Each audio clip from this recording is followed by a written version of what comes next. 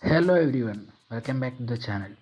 Today we are going to talk about one of the most dramatic matches of this entire World Cup, Portugal versus Croatia. It's round of 32 and I promise you if you don't watch this game live, you are going to want to sit down for this one.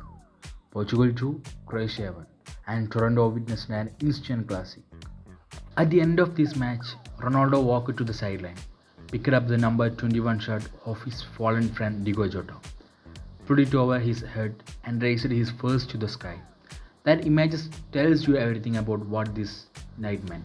Because this wasn't just a football match. This was a World Cup knockout game involving two of the greatest players the sport has ever produced. One extending his final World Cup journey and the other ending it. Portugal 2 and Croatia 1. Toronto witnessed an instant classic and it took every last second of 30 minutes of added time to decide it. BMO Field in Toronto was absolutely electric on the night of July 2nd. Nearly 50,000 supporters packed into that stadium, a sea of red and white bucket shirts going head to head with a wall of Portuguese red and green. The context could not have been heavier. On one side, Cristiano Ronaldo, 41 years old, beginning what is almost certainly his final World Cup knockout campaign.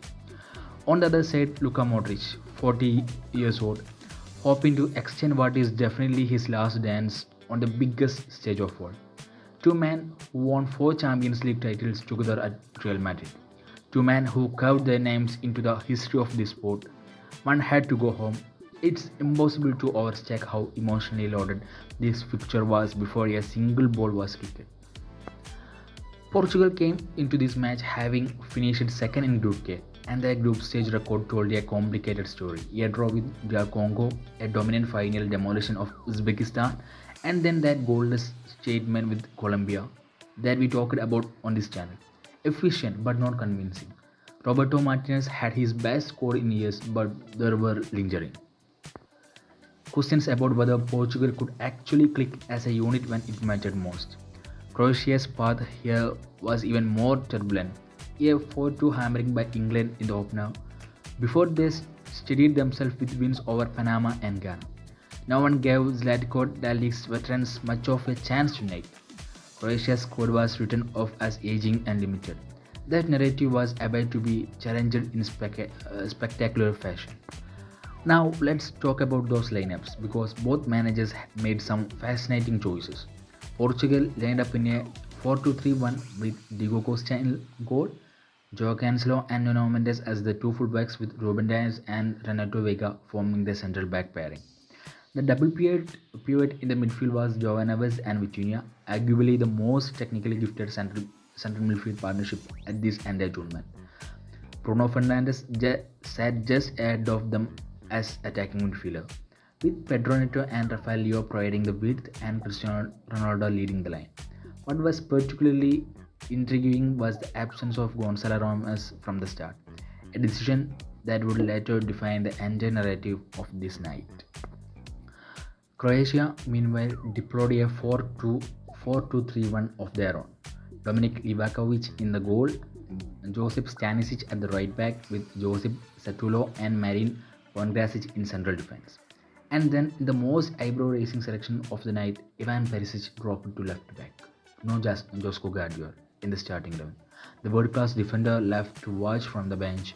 Luka Modrić and Mateo Kovacic formed the pivot. Nikola Vlasic, Peter Sucic and Martin Baturina supported the lone striker and a Budiman. This was a Croatia setup built for compactness, organization and hitting Portugal on the counter. Dalic knew exactly what he was doing. The first half was tense, cagey, and infuriating in equal measure for Portugal supporters. Martinez still dominated the ball, finishing the 45 with around 55% possession, but the quality of what they did with it deeply unconvincing. Vitinha was exceptional in terms of retention, completing passes at a 93% clip, but the problem was that those passes were going. Croatia sat in a deep, disciplined low block that Portugal simply could not find a way through. There was no lane breaking passes, no clever third man combination, no moment where the Portuguese midfield genuinely opened their Croatian shape up. Bruno Fernandes had Portugal's best first half moment, Nuno Mendes found Leo down the left. The Milan winger drove the ball across for Fernandes, who cracked a shot straight at Livakovic, and then fired the rebound into a tangle of Croatian legs that scrambled it away. There was the clearest chance of the first half. Croatia, meanwhile, were causing enough discomfort that you felt something was coming. Diego Costa had to be alert on multiple occasions, making crucial saves as Croatia tested him from the edge of the area. You could feel the tension at halftime. Portugal were technically in control but genuinely in trouble. And then the second half exploded into the life. Dalic made a half-time change. Ante Budimir made way for Igor Matanovic, and Croatia came out with renewed intensity. 53rd minute, Nikola Vlasic played a sharp ball to Josic Stanisic on the right, who lofted a cross into the 6-yard area. The ball was flicked away, fell perfectly to Ivan Perišić, arriving at the far post, and the veteran left-footed it low and hard across the face of the goal and into the bottom corner. Croatia won, Portugal nil. Perisic, at this point in his late 30s, raised his arms to the Toronto sky like a man who had been waiting for this moment for years. The Croatian and went absolutely berserk. Portugal suddenly looked nervous. This changed the entire complexion of the match. But Martinez responded immediately, and his substitutions were borderline chaotic in the best possible way. Around the 62nd minute, he made 4 changes in one go. Bernardo Silva came for Vitinha, Francisco Canciasio for Pedro Neto, Nelson Semedo for Bruno Fernandes, and Gonçalo Ramos for Joao Cancelo. It was a gamble that reshuffled the entire structure of Portugal's attack.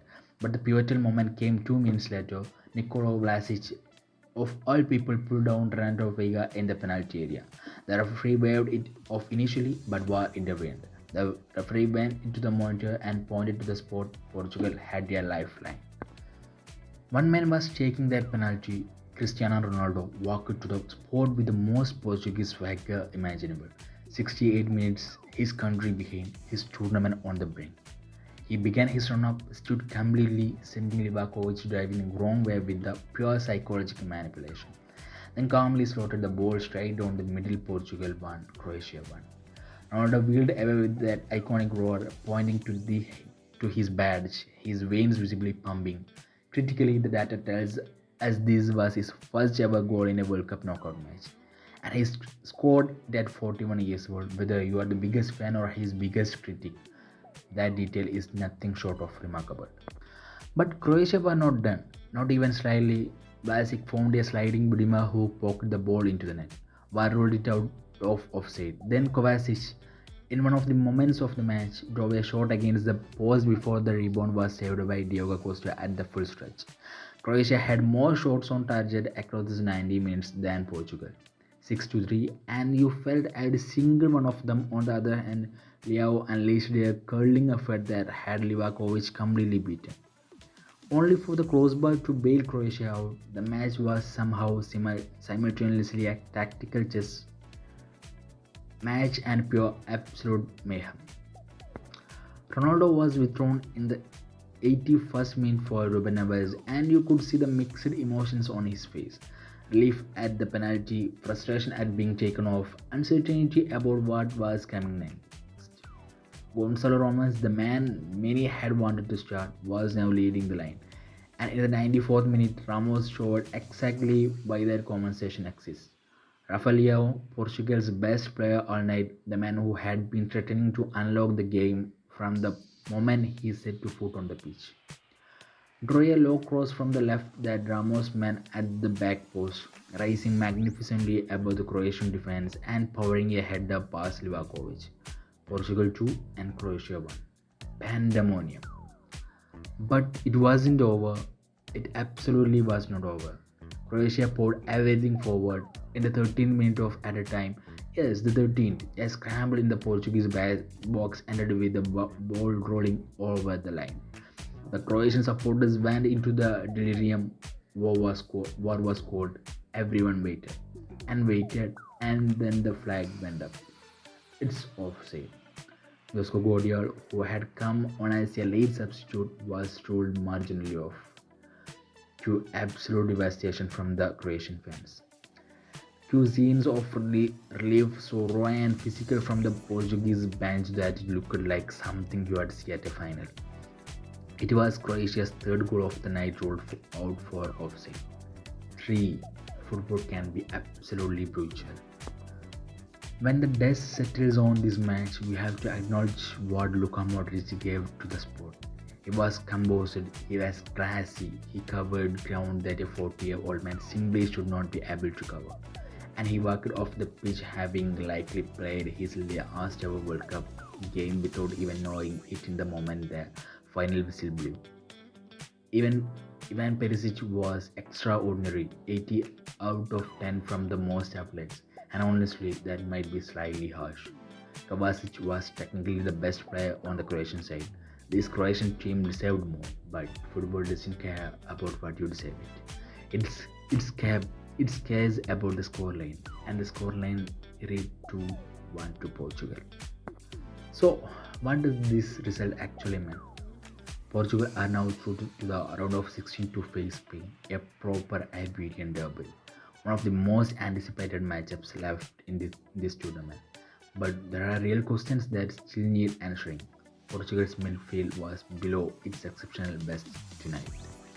Bruno Fernandes was held by his standards. The team still looks vulnerable to organized combat defending. They need a penalty, a last gasp header, and 2 decisions going their way to beat Croatia side most people had written off before kickoff. Against Spain, those margins might not be enough. And then there is the Ronaldo question. The conversation that never goes away. Tonight he scored a penalty with ice in his veins.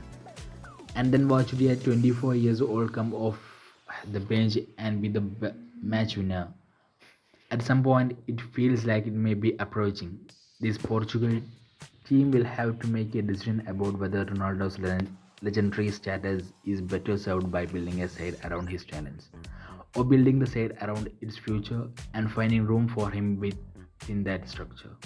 Tonight didn't answer that question. If anything, it made it more complicated. So, what did it answer in this? This World Cup still has moments that will be talked about the decades. Ronaldo in Jota's shirt, Ramos racing at the back post, Modrić walking off into the Toronto night for the very last time. Football, as ever, refuses to be anything less than extraordinary. So, drop a comment below. Who was your man of the match? How did you rate Ronaldo's overall performance tonight? And crucially, do you think Portugal can go all the way and face who has come out of other half of the bracket into the final? I want to read every single take. Like this video if you enjoyed the breakdown. Subscribe for more World Cup coverage, and I will see you for the Portugal versus Spain preview. Don't miss this one. Thank you.